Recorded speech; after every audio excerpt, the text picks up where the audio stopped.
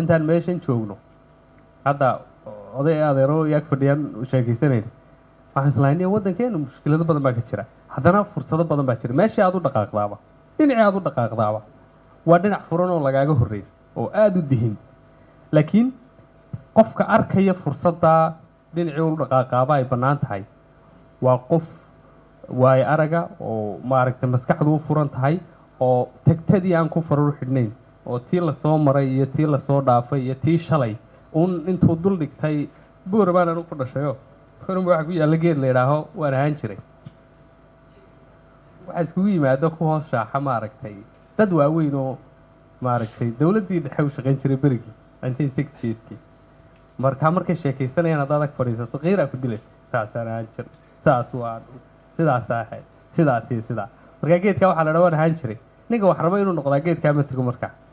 geed kalaa jiro la yidhaahdo waa noqon karaa kaasaa la tagaa markaa dhammaantii waxaan idin leeyahay geedkaa waan ahaan jiray ilaa uma baahnine waxaan u baahannahay geed la yidhaaho waa noqon karaa